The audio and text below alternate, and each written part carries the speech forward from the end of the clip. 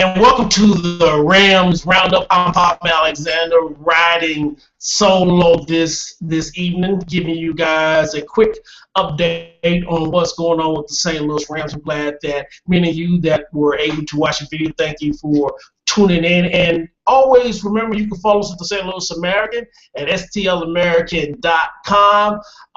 Subscribe to our channel. Go to YouTube /STL American Video. You see all our archive videos from the Rams Roundup and other different interviews that we was able to put up on our site. So please check it out when you can. So veteran camp is about to start on June 3rd.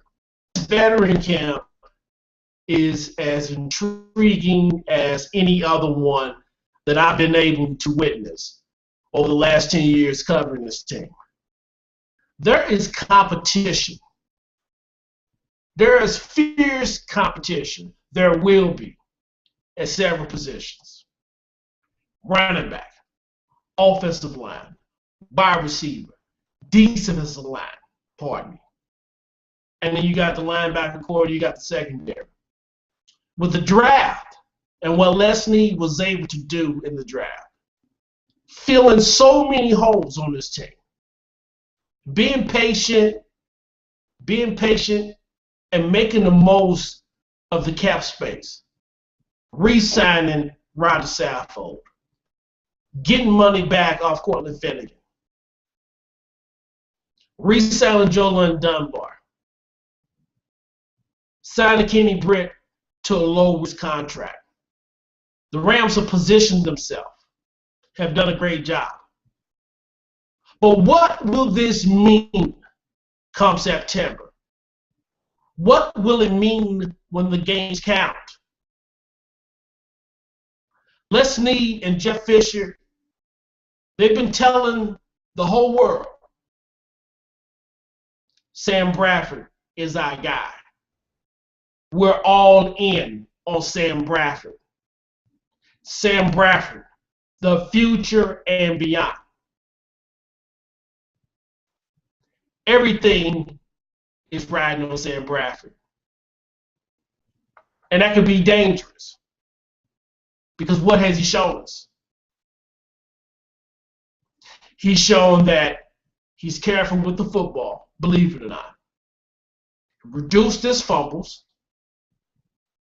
Had 14 interceptions, 14 touchdowns, 4 interceptions. The season before, he had a career year. Modest, 21 touchdowns, 3,700 yards. So what's the problem? What is the problem? Why is it that every year since he's been a St. Louis Ram, you're still wondering, who is Sam Bradford? Is he the quarterback that had the 4 comeback victories in 2012? Or is he the quarterback that went 19 for 41 against the San Francisco 49ers in a primetime game? Missing guys badly. And I want to hear this stuff about the offensive line, its patchwork. And yes, the offensive line was bad. But they did give him time to make plays. There were lanes for him to step up in. He could have extended plays. He could have helped that defense take a longer breather on the sideline because the defense was getting ran out because they was on the field too much. All of those things ride on Sam Bradford. Like it or not. He's the leader. He's the quarterback. He is what gets your coach fired and keep your coach gainfully employed. So those are those interesting things, I think, leading up into this upcoming veteran free agency camp. And then, OTAs, and then veteran camp in July, preseason, and then you have the regular season. But I get back to Sam Bradford. You got the receivers. I mean, the Rams signed Kenny Britt. They are waiting on Chris Givens. What's going to happen with Brian Quick? Will they use Tavon Austin? Disappointed that Stedman Bailey is another Ram player that's going to miss some time because of PEDs.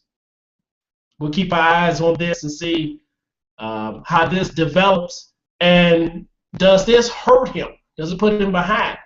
So we're going to see. We're going to see how these battles unfold, and let's see if there's some chemistry building. Because let's face it, the Rams showed a lot of faith in this receiving core. They didn't draft Sammy Watkins. They didn't draft Benjamin. They didn't draft Evans. We all wanted them to draft them, but they sticking with what they got. But if you look at the way that this team is constructed as a whole, this team is built for rugged smash mouth football. Rugged smash mouth football. Hey, this is Palmer Alexander doing the Rams Roundup, rolling solo on Google+. You can follow me, and my Twitter handle is at the legend KIL 1L, just 1L. And I'm excited. I'm excited about what's getting ready to happen with the St. Louis Rams, watching the development of this team, seeing if this team can be able to make that next step. Make that next step. One of the encouraging signs that I can remember going back from last season is they went 4-5 with Kellen Clemens. And one of the reasons why they went 4-5 with Kellen Clemens was they cut down on the amount of throws. When the Rams cut down the amount of throws, they had more success. They were very successful. But the thing is that guys have to hold on to the ball. You know, I was looking at some stats, went on ProFootballReference.com, saw some interesting stuff. One of the best sites, if you really want to do some research, if you really want to get to the root of a stat, that's one of the best places to go if you want to get any kind of information about any NFL player or coach at any given time, any area. It does not matter. You can find it at ProFootballReference.com. And no, I'm not giving them a plug. I'm just letting you know where you can find some more of that good stuff. So I'm looking at some of these numbers. Kellen Clemens had 3 straight games where he completed 70% of his passes. 70% of his passes. And 4 of the wins that he had 2 games of 20 pass attempts, 1 game at 16 pass attempts, and 1 game at 22 pass attempts. And he won all those games. Same thing with Bradford, with the exception of the Jacksonville game. The games that he won, except for the Jacksonville game and the first game of the season when he was pass happy. Okay, because those first 4 games he averaged over 40 throws a game. So you take all that into consideration. You take this new revamped defense now, adding Greg Williams, turning him loose, having an Alec Ogletree, having a Laurinaitis, having all these guys up front, having a rotation. They're going to be a formidable team to watch. And they should create a shorter field for Sam Bradford. The Rams should improve in their scoring if they stick to that same game plan. Keep Sam Bradford to that 20-throw mark, maybe 25 at the max. They can win. They can win. They can beat anybody playing that style football. But we will only know if this formula will succeed come September. I'm Palmer Alexander, hanging out, having fun, rolling solo with the Rams Roundup.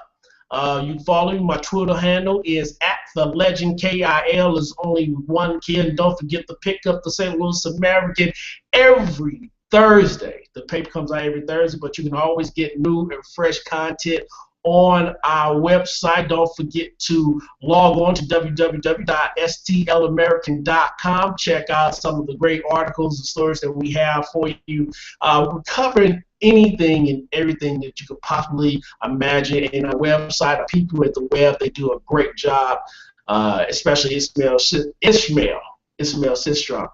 And as we just keep rolling on before I get ready to wrap this Rams Roundup up, and again, I'm glad that I'm able to do this. I'm really looking forward to camp coming next week. The secondary, and the reason why I have the smile on my face because I'm thinking about all those exciting things that Greg Williams is going to be able to do up front. And when you're bringing pressure like that up front, that means there's going to be some balls in play. And I'm looking for Janoris Jenkins to have a turnaround season. I'm looking for him to bounce back and play strong. Tremaine Johnson has just been so steady and slowly has become that leader of that team. But Janoris is still one of those leaders too. I'm looking for him to bounce back.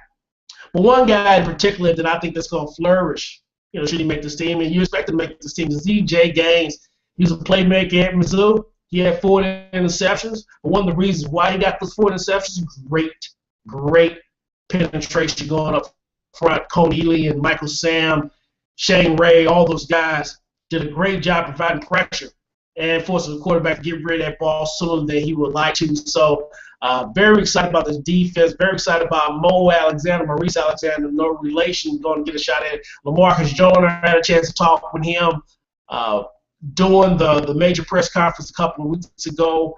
Like how he presents himself. He's not scared. He's a fearless player, and I love his confidence in the way that he feels that he will be able to adapt to the NFL game from his big hit waves from Florida State. Other things on the team that really we're going to be on the lookout for is seeing if Roger Saffold can be able to stay healthy, and not only just Roger Saffold, but Jake Long. Jake Long has been a little bit of a disappointment. He looked shaky at times. He looked rather old. I mean, he's only 29 years old, but he's had a couple of big major injuries. And listen, should he not be able to play left tackle, Greg Robinson will be right there to fill in. And I think eventually in due time, he'll become that all-around pass blocker. And listen, think about when the Rams drafted Orlando Pace. He was the anchor of the offensive line for several years, and Greg Robinson can very well do the same. Should he stay healthy? And that is the big key. Can these guys stay healthy?